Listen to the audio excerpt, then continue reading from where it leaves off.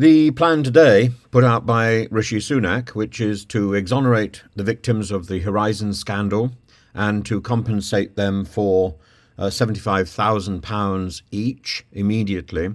The detail isn't clear, and even though there's been a little bit more detail added since Prime Minister's questions, it still doesn't tell us whether those people whose convictions were upheld when they presented themselves through the court system will also be receiving the compensation, and whether the compensation is in addition to the money which was stolen by the post office or replaces that money which was stolen by the post office. It should indeed be in addition to the return of the money which was taken, and only then would that be the beginning of some sort of justice. And it's taken too long.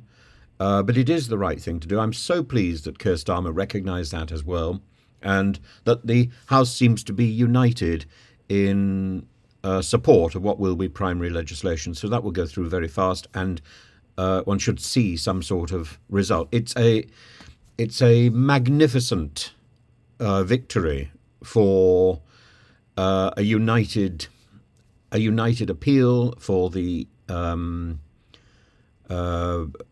influence of the media in perhaps an unexpected way. It's a thumbs up for the extraordinary and diligent work of Private Eye, which I think is often underestimated as a magazine. It's the most spectacular old-fashioned journalism where they're gnawing on a bone for years and years and years, and absolutely the right thing to do. Whereas other organisations, even channels like LBC, they just think, well, this isn't attracting the attention that it should, so dump it. Let's go on. Let's move on. And it sends out a signal to the general public that something which takes a long time isn't worth pursuing. Actually, something which takes a long time is worth pursuing. If you've already sacrificed 2, 3, 4 years to something, you keep going.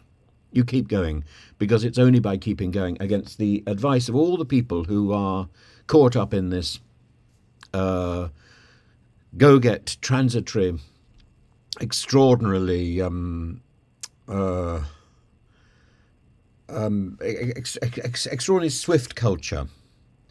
That there are some things which is worth holding on to, and you have to keep your you have to keep your trust that your initial assessment, your initial sense of what is right has not changed. That doesn't change. Ethics does not change. The law changes, politics changes, but your ethical sense of what is right and what is wrong should remain fairly steadfast.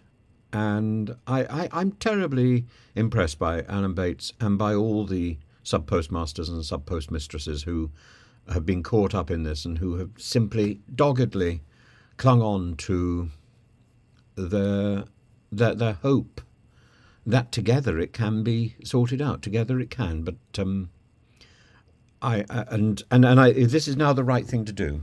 Sort out the victims and then go on and look at criminal charges against the people who brought them so low.